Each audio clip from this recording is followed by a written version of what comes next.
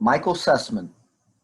Coach, so far in the spring, in the 2-minute situational type drills, who's really emerged to this point as somebody that can win one-on-one and make a play down the stretch? And just kind of what do you take away from those type of situational, working on those types of situations in practice? Well, in spring ball, we try to throw as many situations as we can at them. What the purpose is, if they make mistakes, they're great teaching tools.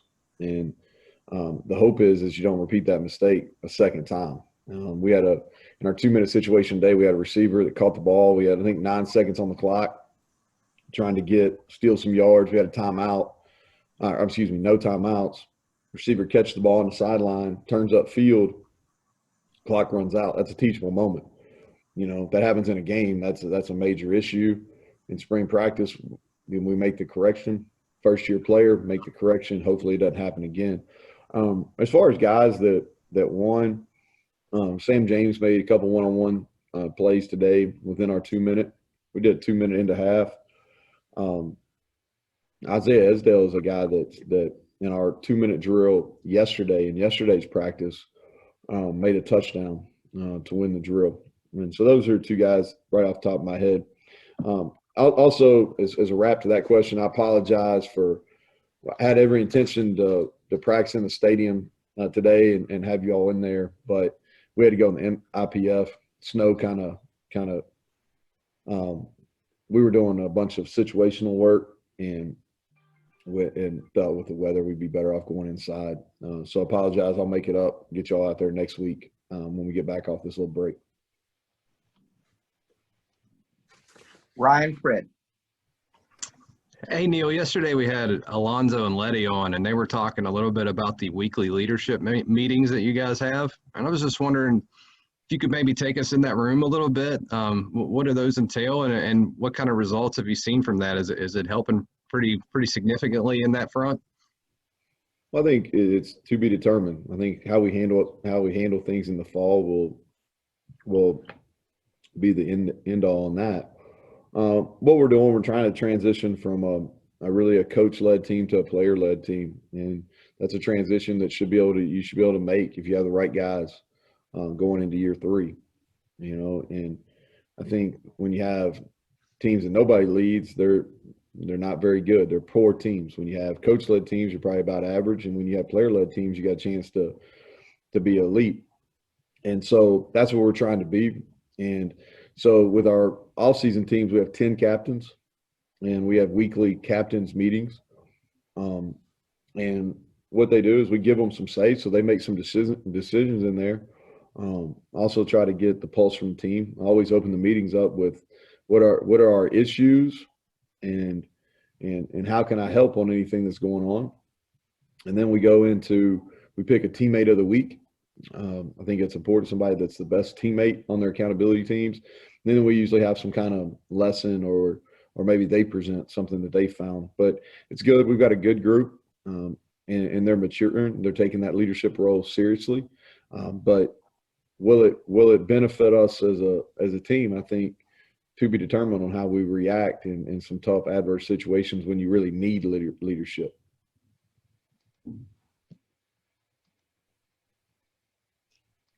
Chuck Landon. Hey, Neal, how is Doug Nestor progressing with you guys? He's good. He missed the first practice because he got contact trace from a class that he's in here. So he's practiced 4 times. The team's practiced 5. I thought his last 2 days he's been impressive. We're playing him at both guard and tackle. Again, trying to dual train a lot of those guys up front on the offensive line. You know, you can see as he learns what we're doing and learns what the expectations are, and then what his job is on each scheme, you can see him starting to play with more confidence, being more physical. Excited about him. I think he can be an upper level Big 12 offensive lineman without a doubt. Do you feel like you got lucky and one dropped in your lap? No, not really. I don't think so. I think that, he's from here. We tried as hard as we could for that month that we were here and recruiting him out of high school. And I think how we handled that month with his mom and his dad and Doug and his sisters, and then when he made his decision that it wasn't going to be West Virginia the first time, I think our response to that was positive. And then when he made the decision that he was going to leave and he went in the portal, then obviously he has some relationship with our players. But also I think that relationship that we established there within that month that we were recruiting, I think that paid off. But we're glad we had him. I mean, we're glad we have him now and look forward to him playing a big role for us over the next couple of years. Thanks, Neal. Yep, thanks. Greg Hunter. So Neal, multiple questions about your tight end and fullback positions. You've obviously invested a lot in tight ends. You've got a couple that are growing through the program now. So your thoughts of the older guys. Have you gotten to where you want in terms of that overall position? And then the one thing you don't have is a fullback. So are tight ends fullbacks? Yeah, so we've got 5 scholarship guys right there at that spot. And I think that's what you need to be able to play. We're playing in 11 personnel most of the time, and we'd like to get into some 12 too, because I think it gives some advantages to being able to do that. O'Laughlin is progressing. I think the next year is going to be a critical year for him. I think he's ready to make the next step. We need him to. He showed signs in the passing game, showed signs in the blocking game last year. I think he'll continue. He's had a good off season. TJ Banks has been a positive through 5 practices. Now he's got to continue to show that growth, but he's been a positive.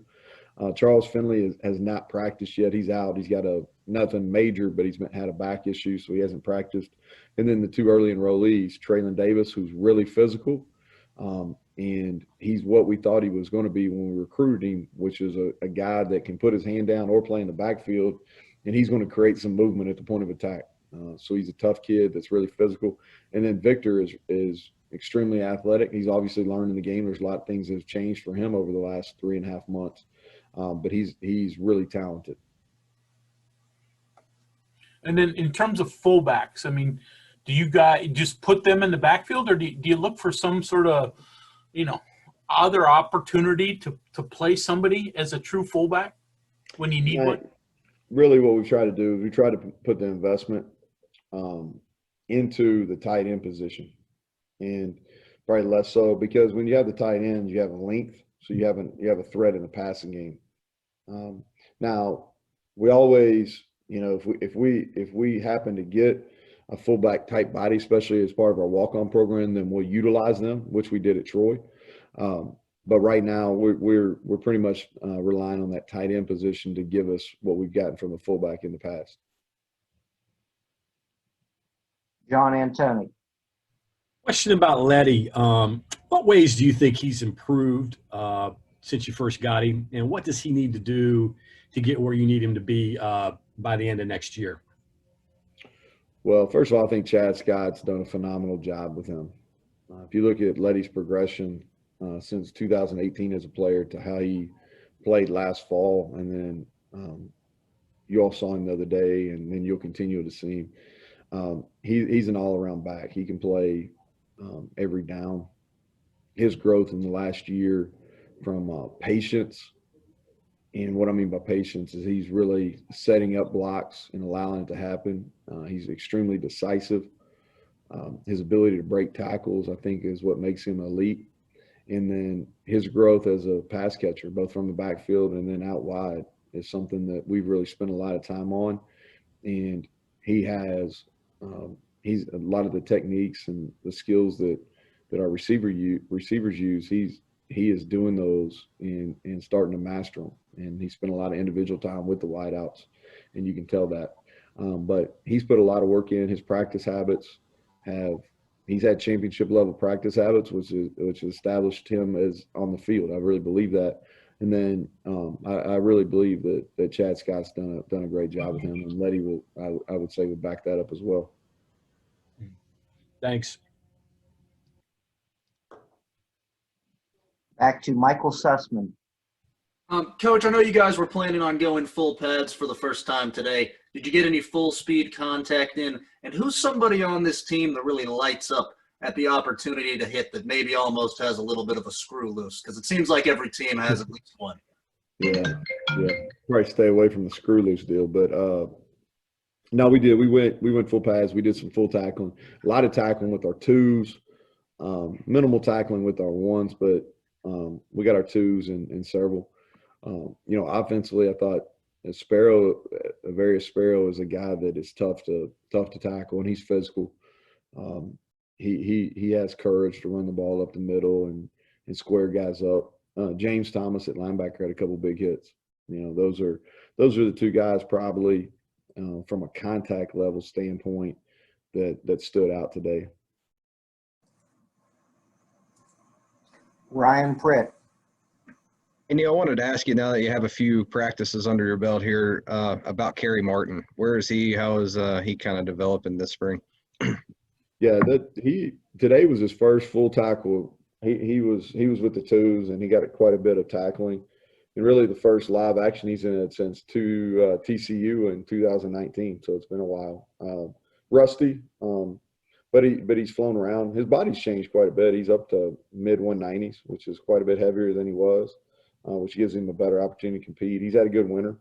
He's got to continue to do the right things, and he's learning both safety positions. But he's had a positive 5 days through this first 2 weeks.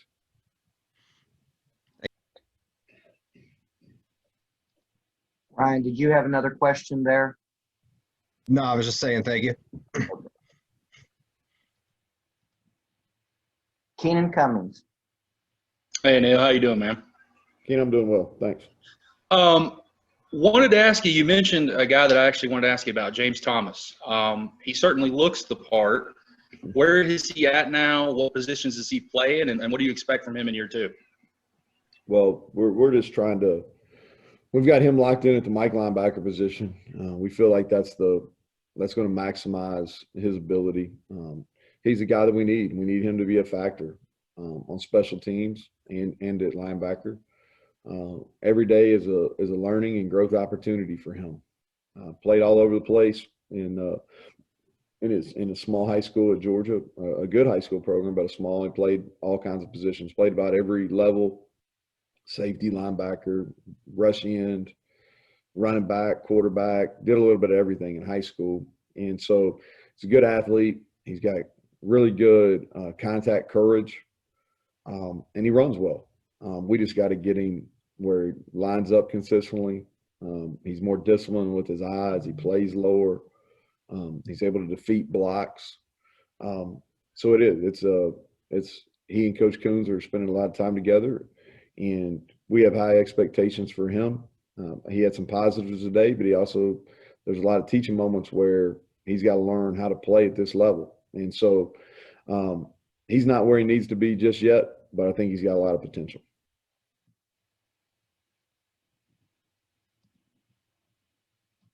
Back to Greg Hunter.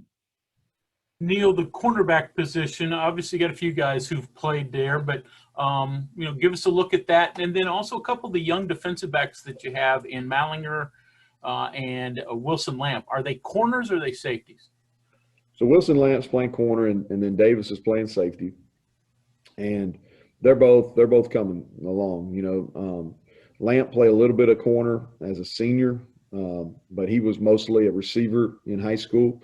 Davis, same thing, played a little bit of safety and defensive back as a junior, but predominantly a wideout throughout his high school career. So they're learning really fast, really long, hungry. They practice extremely hard. You can tell it's important to them by how they prepare. I think they'll be factors for us this fall on special teams, and maybe depending on their learning curve defensively. At corner, I think Jackie Matthews is a guy that's had a real solid spring. You expect that year two of junior college players. You see this a lot where it really starts to click, and you're starting to see that. He's been solid and competitive. Daryl Porter is coming back. He was out for a couple of weeks, so he's kind of getting back into shape. Had a better day today than he's had thus far. And then at corner as well, Nick Troy. Trying to get Nick Troy. He's a guy that he can run. He runs really well. He's strong. He's athletic as anybody we got. I just want to play. I want him to take some more chances. I think I think he needs to play a little bit more free and learn and have confidence. I have a lot of confidence in him. Our coaches do. I want him to play with that confidence, and the spring's the time to do that. And then Wilson Lamb. Those are guys who are getting a lot of reps. And then Ruffin is a kid that's played some for special teams for us. I think he'll be a key special teams player for us in the fall. He's as fast as anybody we have, and he's getting some quality reps there at corner right now as well. You don't have a ton of depth there, so do you cross-train a safety or two just for emergency purposes? No, not really. We're going to go get some. We're going to go get some help. So, if we had to in a pinch, Alonzo would go out there and play, but that's not something that we're going to do. We'll go get some help. Back to Keenan Cummings. Neal, off the current team for a second. With recruiting, I know with visits possibly opening back up in June, what's the reception been like from kids? I'm sure they're excited. And also kind of how are you guys managing that, with trying to get guys right now in the fold and then maybe trying to hold out for guys that you can bring on campus? Yeah, it's a delicate game. Yeah, it's delicate. We've had a good day here. We've had a pretty good week in recruiting. But it is, we're working under the anticipation that June we will be allowed to have recruits on campus. And so we're scheduling visits. We have 3 weekends planned right now. And we don't want to have we're trying to limit our numbers in each of those weekends, but June's going to be big for us. I don't think there's any question. It's going to be big for official visits. It's also going to be big for unofficials with our 22s, but also 23s and 24s, trying to get them here on campus. It's going to be big.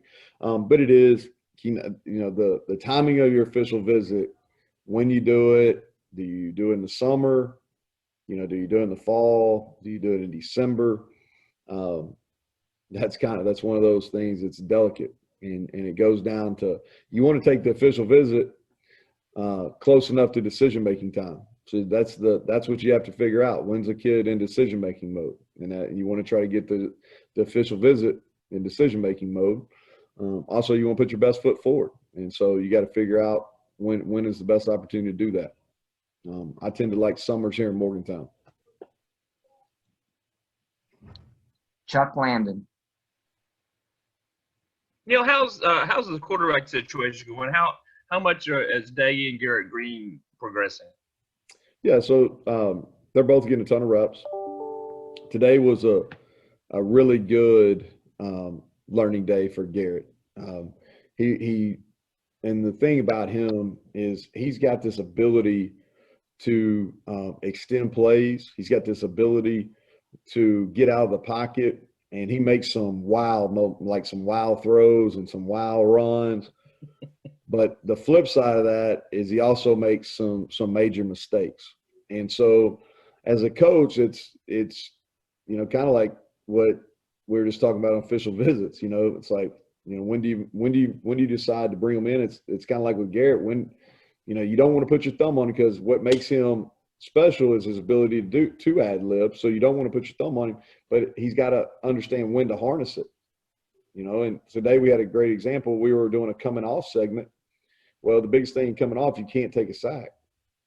And, he took a safety, because he's running around trying to extend a play, where, hey, sometimes the best thing is just throw the ball out of bounds sometimes and play and live to play another day. I always say this. The great thing about offense, you can punt. If you have a bad play on offense, you can punt. Defense, if you have bad plays, usually points. So we get to punt on offense. And so he's got to learn that. But he had some really highs today, and he had some mistakes that we'll learn from. And again, I know y'all get tired telling me, but in spring, I think it's a great, we got video. And that video, you all have heard me say this, it tells a story. And in spring, man, that video has got to be great learning tools, because we can't afford to make those mistakes in games because you lose. And Jarrett is progressing. This is he's going into what will be his 3rd fall here, but his 5th in college football. And so he's experienced. He's handled himself well. He's taken the things that we thought were really important for him to get better at, and he's showing improvement. And that's pocket movement. That's being able to break the pocket when it's necessary and make throws on the run. And he did both of those things today. Thanks, Neal. Yep, thanks. Our final question for today comes from Skylar Callahan. Hey, Neal, some of those younger guys that you have a bandit like Linnell Carr, Eddie Watkins, Tar Simmons, are those guys, I know you talked about it before, but do you think that any of those guys would maybe move around a little bit? And of those three guys, are any of them really standing out to this point? Yeah, so Linnell and Torres have had grown into defensive end bodies, and I'm really excited about both of them. Linnell is probably our most natural pass rusher that we have. He's working on continuing to change his body. He had 2 really good days in a row. Then yesterday on Wednesday was just so. I have to watch film to say today, but he's a guy that I think's got upside. And Torres Simmons just works, and he's kind of grown into a defensive end body too.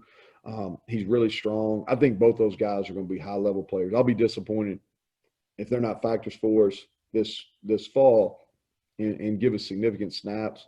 But I think they have a lot of potential in the future.